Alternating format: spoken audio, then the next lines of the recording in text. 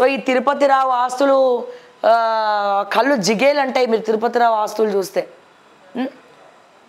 So topic divert అయిపోతే చూద్దాం మరి ఏం చేస్తారో, ఎటువంటి శిక్ష వేస్తారో.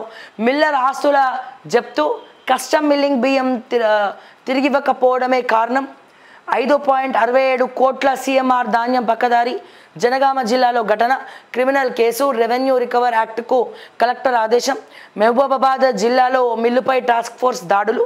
9.5 కోట్ల 56 కోట్ల విలువైన ధాన్యం పక్కదారి పట్టిందని గుర్తింపు. ప్రతి ఒక్కరు స్కామ్ ఎట్లా జరిగింది అంటారు కదా. మిల్లర్ల రూపంలో వెనకాల ఈ దోచుకునే రాజకీయ నాయకుల చేతులు కలిపి చేస్తున్నటువంటి దందా. ఒకవేళ దొరికినా ఎవరు దొరుకుతారు? మిల్లర్లు దొరుకుతారు. మిల్లర్తో చేయించినటువంటి కుమ్మక్కైనటువంటి రాజకీయ నాయకులు దొరకరు కదా. ఎక్స్క్లూజివ్గా ఈటల రాజేందర్ చేసింది ఇదే. ప్రత్యేక రాష్ట్రం ఏర్పడిన తర్వాత మొట్టమొదటి సివిల్ సప్లైస్ మంత్రిగా ఉన్న ఈటల రాజేందర్ ఈ పనులు చేసే పైసలు సంపాదించిండు పెద్ద మొత్తంలో.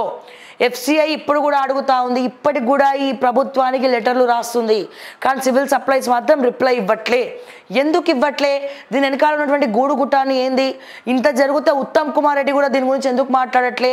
ఇవన్నీ ఆలోచించి వాస్తవాలు తెలుసుకుంటే ప్రజల చెవులో కాలీఫ్లవర్లే మిగులుతాయి. ఒకసారి క్షుణ్ణంగా పరిశీలించండి, ఆలోచించండి, వెబ్సైట్లో కొట్టండి సివిల్ సప్లైస్ అని చెప్పి.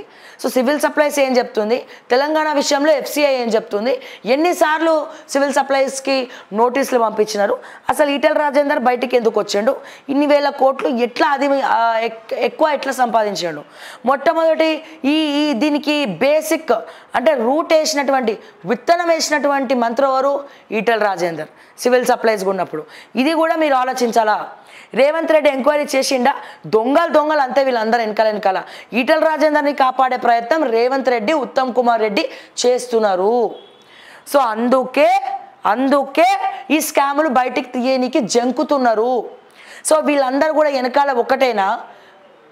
చెప్పండి దయచేసి. ప్రజలారా, మీలాంటి వాళ్ళు కూడా ఇటువంటి విషయాలు తెలియకుండా మాట్లాడకుండా ప్రశ్నించకపోతే ఇంకా ఎవరు మాట్లాడాలా? తరతరాలుగా ఇదే. మనం తెలివిగా లేకపోతే ఇంకొకడు వచ్చి దోచుకుంటాడు. సో దయచేసి ఈ సివిల్ సప్లైస్ వెనకాల ఉన్నటువంటి గుట్టే ఏంటో ప్రజలందరూ కూడా ట్యాగ్ చేయాలి, క్వశ్చన్ చేయాలి. ఎందుకు రేవంత్ రెడ్డి ఈటల రాజేందర్ని కాపాడే ప్రయత్నం చేస్తున్నాడు? ఎందుకు ఉత్తమ్ కుమార్ రెడ్డి ఈటల రాజేందర్ని కాపాడే ప్రయత్నం చేస్తున్నాడు? కాపాడే ప్రయత్నం మాత్రమే కాదు, వెనకాల నాకింత నీకింత 8 అంటే ఈటల రాజేందర్ గెలవడానికి కారణం కూడా ఇక్కడ సీటు మార్పిడి అవ్వడమే.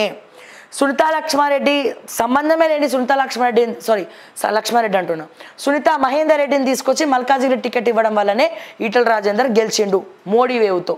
ఇది ప్రతి ఒక్కరు గుర్తుపెట్టుకోవాలా. చాలామందికి డైజెస్ట్ కాకపోయి ఉండొచ్చు, కానీ నా దగ్గర అన్ని రకాల ఆధారాలు ఉన్నాయి. దీని మీద ఎక్స్క్లూజివ్గా ఓకే టీవీ మాట్లాడింది, ఏ టీవీ మాట్లాడలే. ఓకే టీవీ ఎక్స్క్లూజివ్గా మాట్లాడింది నేనే ఈ బండారాలు బయట పెట్టిన. ఇది మాత్రం గుర్తుపెట్టుకోండి. సో దీని గురించి మాట్లాడాలని అయోధ్య రెడ్డిని అపాయింట్మెంట్ అడిగితే, సీఎం అపాయింట్మెంట్ అడిగితే, యూట్యూబ్లోకి ఏంది ఇచ్చేది, శాటిలైట్ ఇస్తాడు, యూట్యూబ్ కలవరు, ఏదైనా ఉంటే సామా రామ్మోహన్ రెడ్డికి చెప్పుకోపో అన్నాడు. సో అంటే వీళ్ళ బలుపు మాటలు, వీళ్ళ అహంకార మాటలు ఎట్లున్నాయి అనేది మీకు చెప్తున్నా.